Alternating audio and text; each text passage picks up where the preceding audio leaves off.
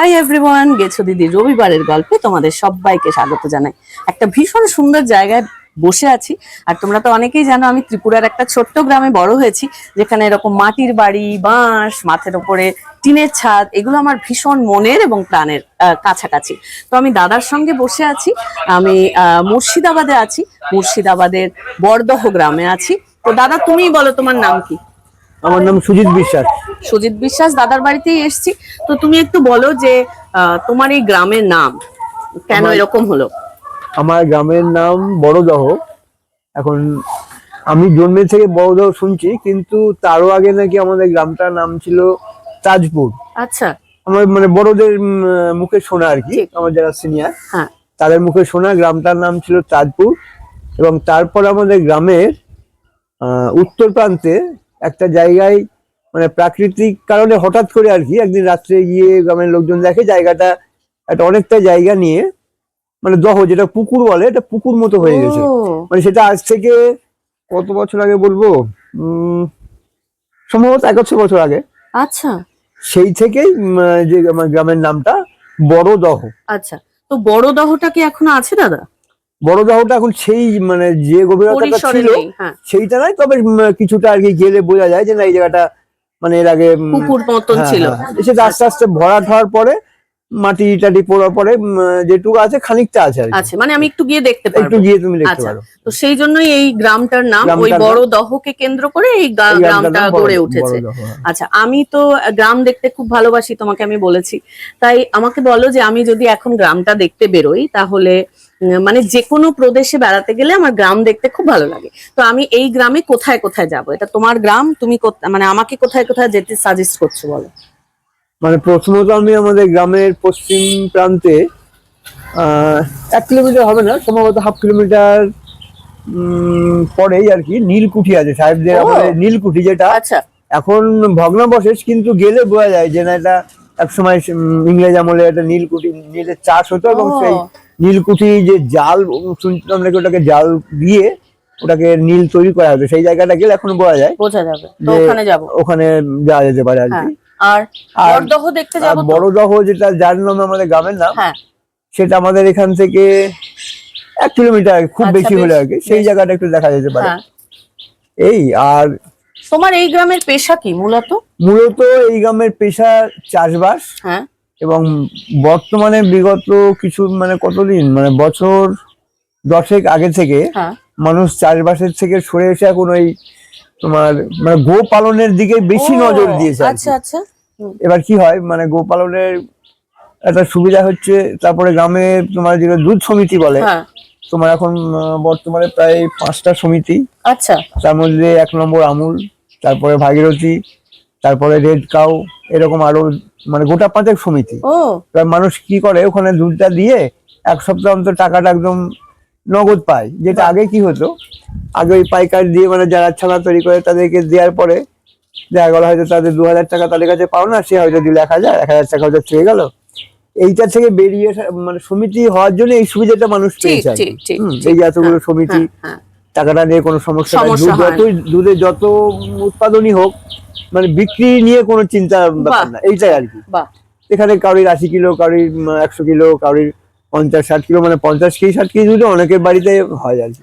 সেই জন্য মানুষ কি করেছে এখন ওই চাষাবাদ থেকে সরে এসে ওই মানে গোপালনের দিকে আর কি নজরটা বেশি আছে। তাহলে আমি একটু ঘোষপাড়ায়ও যাব।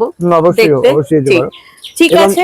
এবার কি বলতো, এবার গেলে তুমি দেখতে পাবে প্রথমে আমুল, যেটা আমুলের কালেকশন হয়, তারপরে হচ্ছে তোমার পুষ্টি, তারপরে রেড কাউ, তারপরে আরেকটা আছে ওটা হচ্ছে ভারতী, আর এইটা তোমার ভাগীরথী। মানে পরপর আর কি পরপর আছে, ওগুলো আমি এগুলো দেখে নিতে পারো। ঠিক আছে, ঠিক আছে দাদা, তোমাকে বিরক্ত করলাম, অনেক ধন্যবাদ। এবার তাহলে আমরা গ্রাম ঘুরতে যাই। ঠিক আছে, থ্যাংক ইউ। Thank you.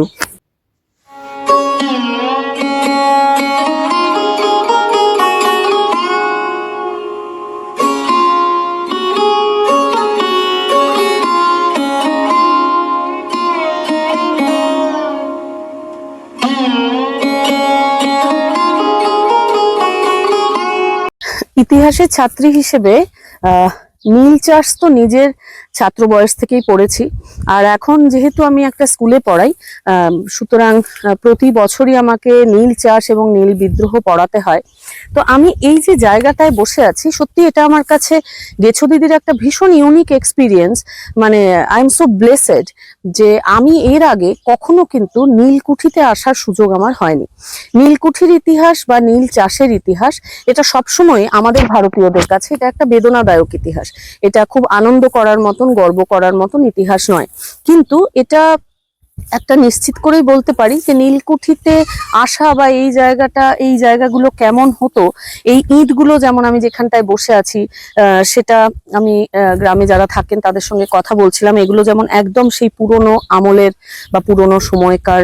তোমরা যারা দেখছো তারা নীল চাষের দুঃখজনক ইতিহাস এবং মানুষকে, সাধারণ মানুষকে, কৃষকদেরকে কিভাবে এক্সপ্লয়েট করা হতো, নীল চাষ করতে বাধ্য করা হতো শুধু নয়, নীল যেটা তৈরি হতো সেটা কি দামে বিক্রি হবে সেটাও কিন্তু ব্রিটিশ সরকার বাধ্য করত। তো এই জায়গাটা নীল কুঠি ছিল এবং পরবর্তীকালে গ্রামেরই একজন সম্ভ্রান্ত পরিবার, আমি নাম বললাম না, তো তারা এই জায়গাটা কিনে নেন এবং ওই যে একটা সাদা পাকা বাড়ি আপনারা দেখতে পাচ্ছেন, সেই বাড়িটা কিন্তু ওনারা পরবর্তীকালে এই জায়গাটায় এই নিজেদের বাড়ি তৈরি করেন। তারপরে তারা বহুদিন থাকতেনও, আপাতত যেমন তারা এই বাড়িটায় থাকছেন না।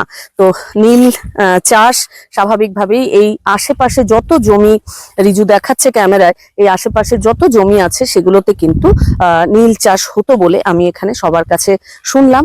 তো এটা একটা গেছো দিদির ইউনিক অভিজ্ঞতা এবং আমার ভালো লাগছে যে গেছো দিদি তোমরা যারা দেখো, তোমরা হয়তো অনেকেই আমার মতন এর আগে কখনো একদম নীল চাষ যেখানে হয় বা নীলকুঠি যেখানে ছিল সেটা হয়তো তোমাদের দেখার সুযোগ হয়নি।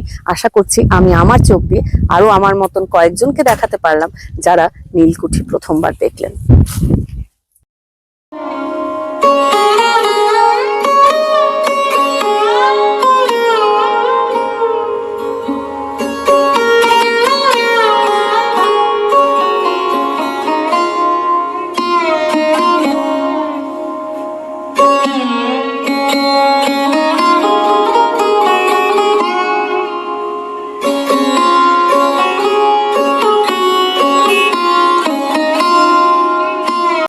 কি সুন্দর বৌদি।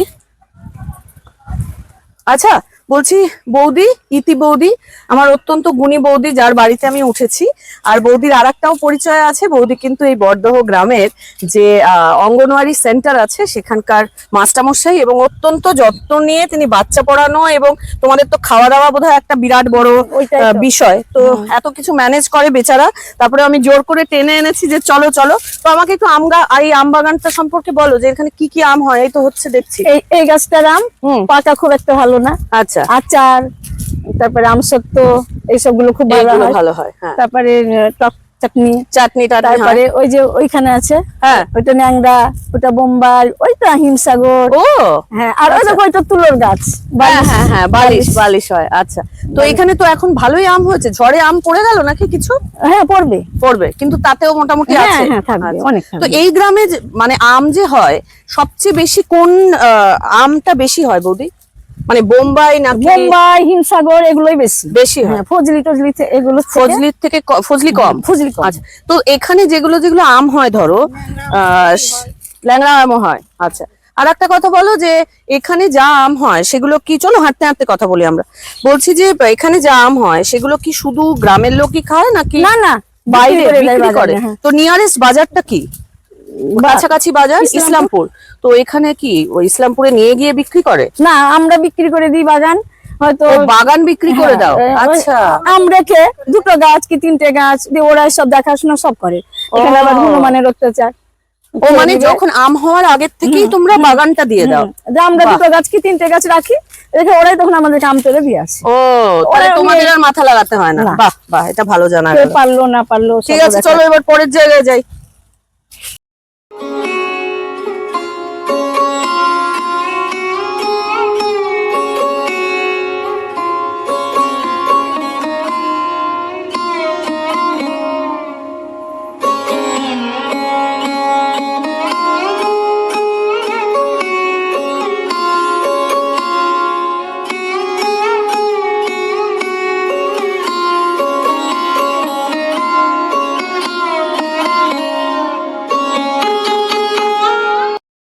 দাদা নমস্কার। নমস্কার।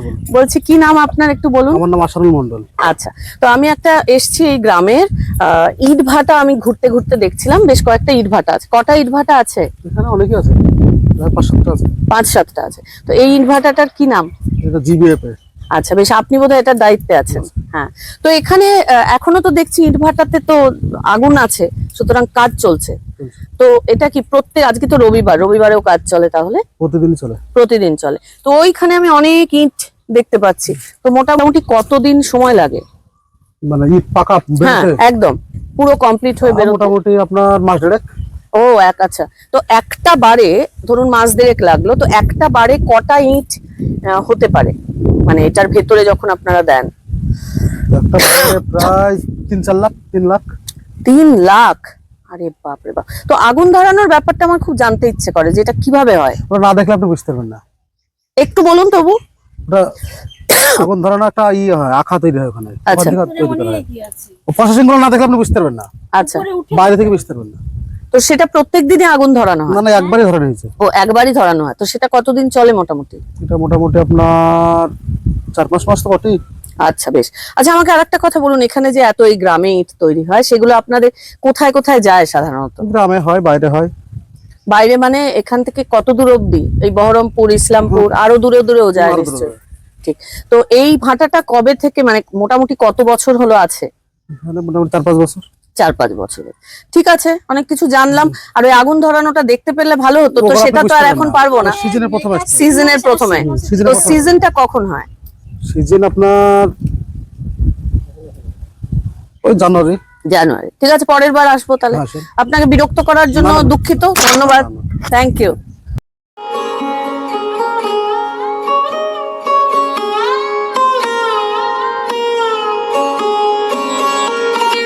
বরদহ গ্রামের সবচেয়ে গুরুত্বপূর্ণ যেটা পেশা, সেটা হচ্ছে কৃষিকাজ। তো আমি একদম বরদহ গ্রামের মাটিতে দাঁড়িয়ে আছি বলা যায়। তো আমি সুজয়দার সঙ্গে কথা বলছিলাম যে আমি খুব হিলতে পারছি না, কারণ প্রচুর কাদা, পড়ে যাওয়ার গেছো দিদির একটা হাই চান্স, তাহলে আর ভিডিও করা হবে না। যাই হোক, আমি সুজয়দাকে জিজ্ঞেস করছিলাম যে তোর গ্রামে কি কি চাষ হয়। তো মূলত এখানে 3টে চাষ হয়, ধান, গম এবং পাট। তো আমি বিক্রির ব্যাপারটা, একটু কমার্শিয়ালাইজেশনের ব্যাপারটা জিজ্ঞেস করছিলাম। তো তখনও বলছিল মূলত এখানকার যারা গ্রামবাসী, তাদের লোকাল কনজামশনের জন্য ব্যবহার হয় অবশ্যই, যেগুলো খাবার জিনিস, আমি যেগুলো বললাম যে 3টে জিনিস চাষ হয়, পাটও বিভিন্ন কাজে লাগে। এছাড়া কিছু যেগুলো উদ্বৃত্ত, সেখানে ওরা কিন্তু গিয়ে ইসলামপুর বা বহরমপুরে গিয়ে যারা তৈরি করেন, তারা কিন্তু নিজেরা গিয়ে বিক্রি করেন না। লোক ধরা আছে, তারা কিন্তু যে চাষির বাড়িতে এগুলো চাষ হয়, তাদের বাড়িতে লোক আসেন এবং তারা এসে ধান হোক, পাট হোক বা গম হোক, সেগুলো কিন্তু নিয়ে যান। তাই এখনো পর্যন্ত, এটা আমার ভাবতে খুব ইতিহাসের স্টুডেন্ট হিসেবে ভালো লাগে, আমাদের ভারতবর্ষের যে কোনো ইতিহাস পড়তে গেলে আমরা সবচেয়ে ইম্পর্টেন্ট পেশা কিন্তু এখনো পর্যন্ত, সেই শতাব্দী প্রাচীন কাল থেকে এখনো পর্যন্ত ভারতের মূল পেশা বা ভারতের মানুষদের মূল পেশা কিন্তু কৃষিকাজ। তো এমন একটা গ্রামে এসেছি যেখানে এখনো এটা একটা গুরুত্বপূর্ণ পেশা। এটা কিন্তু গেছো দিদি, দিব্যি লাগছে, তাই তোমাদের সঙ্গে শেয়ার করলাম।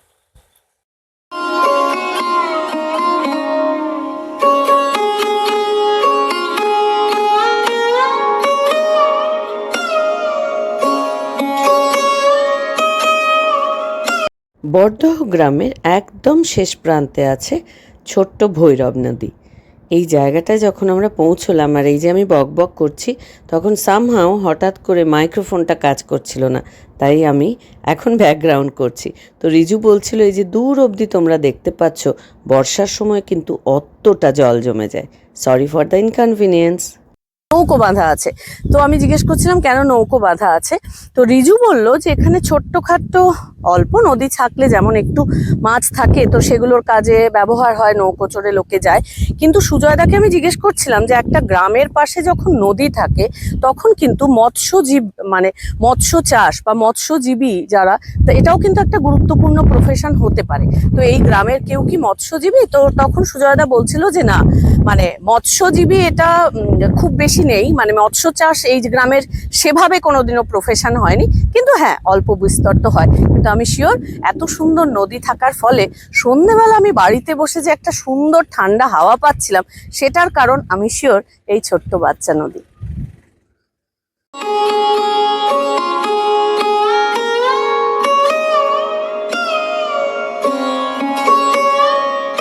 দাদা প্রথমেই বলছিলেন বড়দহ গ্রামটা যেখান থেকে এসছে সেটা হচ্ছে একটা বড়, মানে বিরাট বড় দহ, মানে একটা পুকুর বা জলাভূমি। তো আমার ঠিক পেছনের এই যে এলাকাগুলো, এটাই অ্যাকচুয়ালি বড়দহ এলাকা। তো এখন যেমন এগুলো প্রায় পুরোটাই চাষের জমিতে পরিণত হয়েছে, কিন্তু জল যখন হয় তখন কিন্তু এই জায়গাগুলোতে প্রচুর জল থাকে এবং খুব সুন্দর একদম সুজলা সুফলা বাংলার একটা সুন্দর ছবি এখানে আমরা দেখতে পাচ্ছি।